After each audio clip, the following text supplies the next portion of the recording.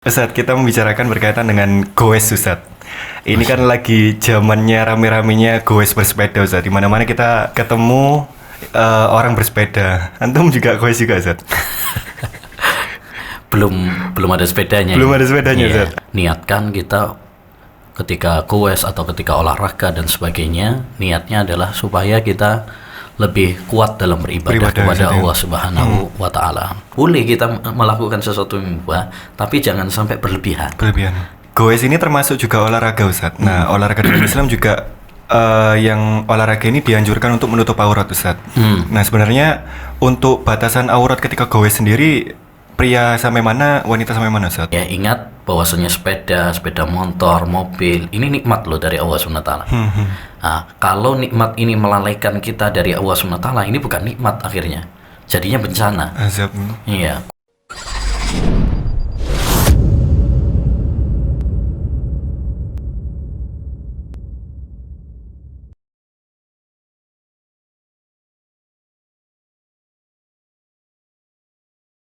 Assalamualaikum warahmatullahi wabarakatuh. Alhamdulillah wassalatu wassalamu ala rasulillah. Para pendengar sekalian dimanapun Anda berada, selamat datang kembali di podcast Surabaya Mengaji, di mana di podcast ini kita akan membicarakan berkaitan dengan topik-topik menarik seputar permasalahan agama Islam.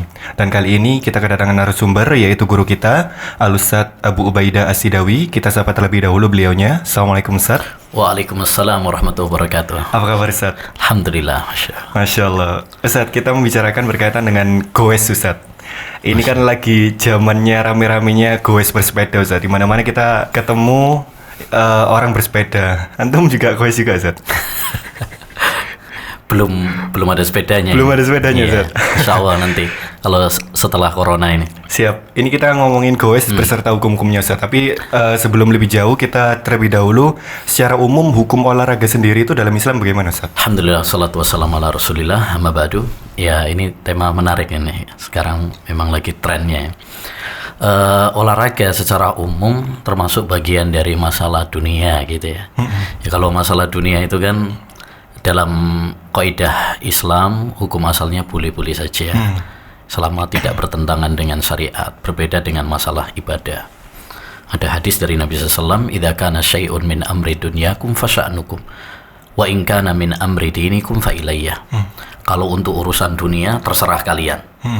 Kalau urusan agama baru harus sesuai dengan tuntunan saya. Jadi kalau masalah-masalah dunia seperti olahraga, goes, mau sepeda motoran, mau pakai mobil, nah itu kan urusan-urusan dunia, sehingga hukum asalnya adalah boleh.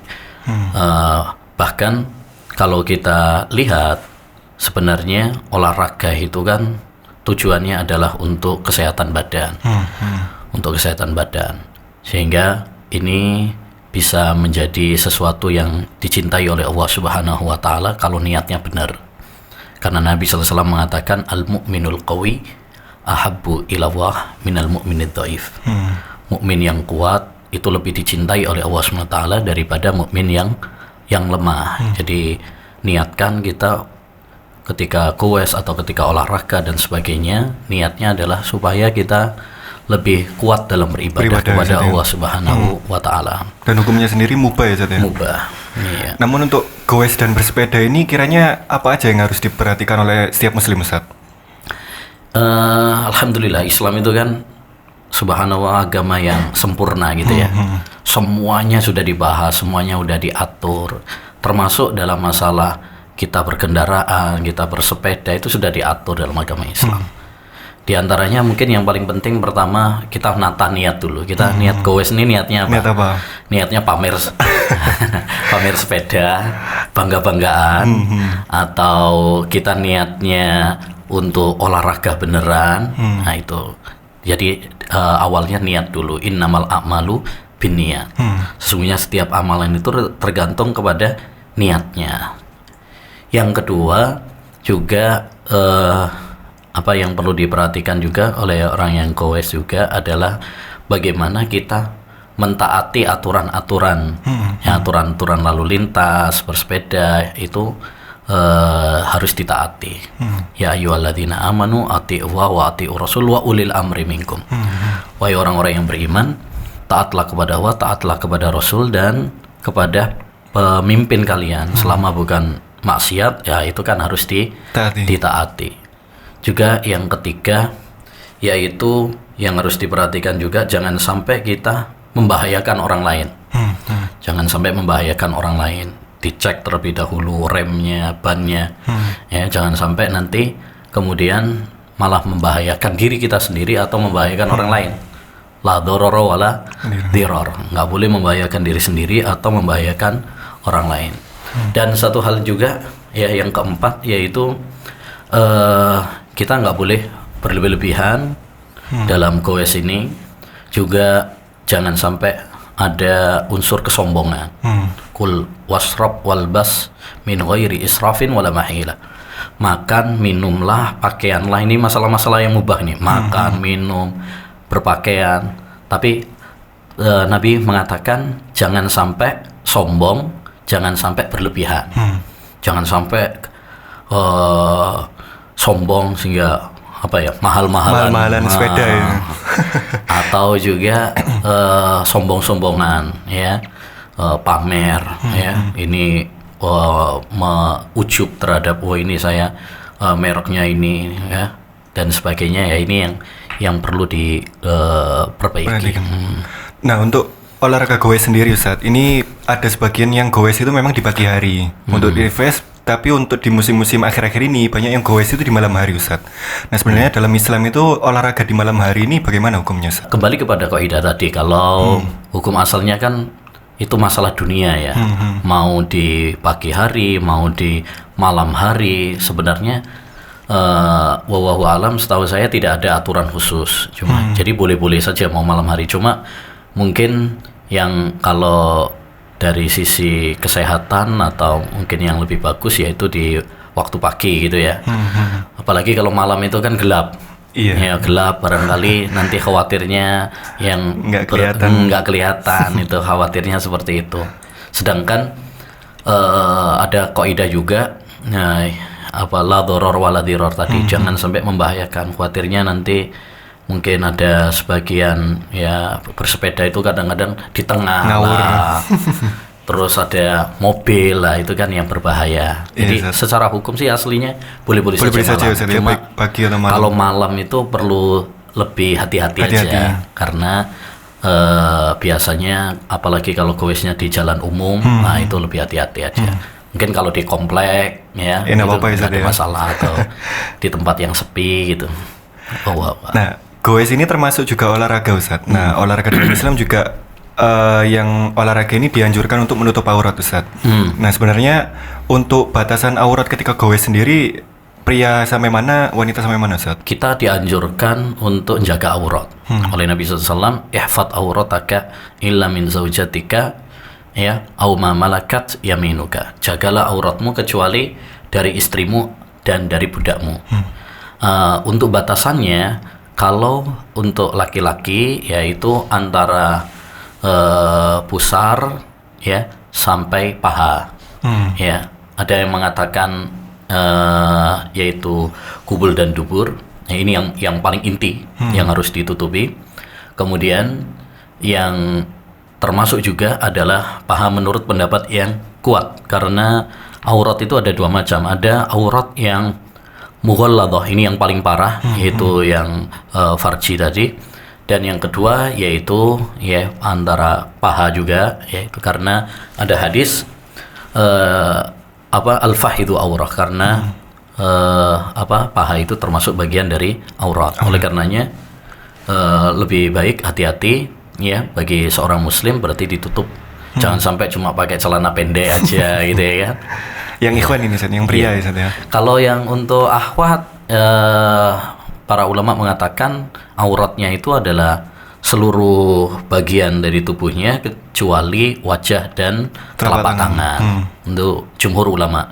Bahkan sebagian ulama mengatakan wajah juga termasuk bagian dari aurat. Jadi tadi yang kita bahas itu untuk yang laki-laki.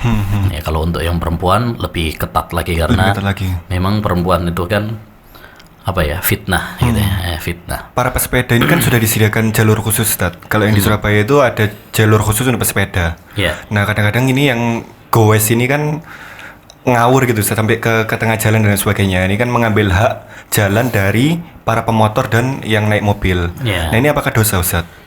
Ya, karena seperti tadi sudah kita sampaikan, salah satu aturan ya dalam Islam yang perlu diperhatikan adalah bagaimana kita taat aturan-aturan lalu lintas yang dibuat oleh pemerintah selama itu tidak bertentangan dengan syariat, maka wajib ditaati. Dalilnya tadi surat An-Nisa, ya ayyuhalladzina amanu atii'ullaha wa atii'ur rasul wa ulil amri minkum. Wahai orang-orang yang beriman, taatlah kepada Allah, taatlah kepada Rasul dan kepada pemimpin kalian selama itu bukan maksiat ya. Dan ini kan bukan maksiat, ini untuk keselamatan kita. Keselamatan. Ya, seperti halnya peraturan misalkan lalu lintas, lampu merah, harus pakai helm, harus punya SIM dan sebagainya, itu dibuat untuk keselamatan, kemaslahatan. Dalam hal-hal seperti ini wajib bagi kita untuk mentaati ya, termasuk misalkan aturan kalau yang gowes tempatnya sudah disediakan, itu kan untuk kesemaslahatan supaya nanti nggak campur ya, nggak ditabrak. Karena ini kan masalah nyawa, kan masalah yang masalah yang sangat krusial juga gitu ya. Dan para ulama pun sudah menyebutkan hal ini. Ada salah satu kaidah dalam lalu lintas yang disebutkan oleh para ulama itu, al-irtifaqu wit thariq masyrutun bisalamatil aqidah, bisalamatil aqibah. Jadi masalah rambu-rambu lalu lintas itu ya, intinya adalah bagaimana untuk keselamatan. Keselamatan. Lah, pemerintah membuat aturan seperti tadi itu kan untuk keselamatan ya, untuk untuk pejalan kaki di sini, untuk yang gowes di sini, untuk yang sepeda motor, untuk yang itu kan diatur supaya tidak terjadi ya tabrakan ya, soalnya masalah nyawa ini. Dan kalau semisal ada yang melanggar itu dosanya gimana Ustaz? Mengambil hak orang lain atau? Betul, itu termasuk kalau melanggar berarti memadharatkan yang lain ya, dan itu termasuk dosa. Dosa ya. Ya, walladzina yu'dzunal mu'minina wal mu'minat bighairi maktasabu faqad ihtamalu buhtana wa itsman mubina. Siapa yang menyakiti orang yang beriman, baik laki-laki maupun maupun perempuan, maka dia akan memikul dosanya. Ini kan termasuk menyakiti karena mengambil hak orang lain tadi. Gitu. Jadi nggak boleh. Dan kadang beberapa teman-teman yang goes itu kan rame-rame Ustaz, bareng teman-temannya. Kemudian bergerombol. Nah, terkadang di satu gerombolan itu nggak hanya ikhwan aja Ustaz, nggak hanya pria aja, campur gitu Ustaz. Pria sama wanita. Timbullah ikhtilat campur baur, ini gimana Ustaz? Nah, ini mau goes apa mau? Nah, itu. Soalnya biasanya gerombol-gerombol bareng teman-temannya. Iya. Jadi satu bareng-bareng gitu Ustaz. Campurnya atau ikhtilat laki-laki dengan perempuan ini salah satu musibah ya, maksudnya dia perantara menuju sesuatu kerusakan, maka harus dihindari. Karena kalau sudah tercampur antara laki dengan perempuan, ini menimbulkan fitnah. Nabi SAW sudah mengingatkan kepada kita, ma taraktu fitnatan adarra ala ummati min fitnatin nisa'i ala rijal. Aku tidak meninggalkan suatu fitnah yang lebih besar bagi kaum laki-laki daripada fitnahnya kaum wanita. Jadi kalau sudah tercampur nanti udah kayak udah terlalu berdekatan, wah ini bisa nanti minimal rasa pandangan ya Zat ya.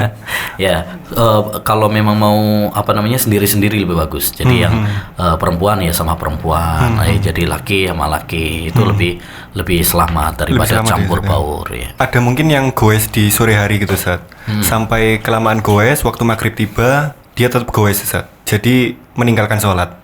Nah, ini meninggalkan sholat ini dosanya gimana, Ustaz? Satu hal tadi juga sudah kita ingatkan, jangan sampai kita berlebihan. Berlebihan, Ustaz ya? Ya, berlebihan dalam goes ini, kemudian sampai melalaikan kita dari ibadah. Nah, itu nggak boleh. Ya, ingat bahwasanya sepeda motor, mobil, ini nikmat loh dari Allah SWT. Nah, kalau nikmat ini melalaikan kita dari Allah SWT, ini bukan nikmat akhirnya. Jadinya bencana. Azab. Iya, kullu nikmatin la tuqarribu ila wa fahiya nikmah, kata para ulama. Setiap nikmat yang tidak menjadikan dirimu semakin dekat sama Allah, justru malah melalaikan. Lah, ini berarti adalah bencana. Jadi kalau kita goes justru malah lupa dari sholat, wah ini bencana. Bencana ya, Ustaz ya? Bencana, iya. Karena Allah SWT melarang kita sudah mengingatkan kepada kita jangan sampai harta kita, keluarga kita melalaikan kita dari Allah SWT. Ya ayyuhalladzina amanu la tulhikum amwalukum wala auladukum an dzikrillah. Wa may yaf'al dzalika, kata Allah SWT, wahai orang-orang yang beriman, janganlah harta kalian dan keluarga kalian, anak-anak kalian itu melalaikan kalian. Itu nggak boleh. Jadi segala hal yang melalaikan kita dari Allah SWT nggak boleh.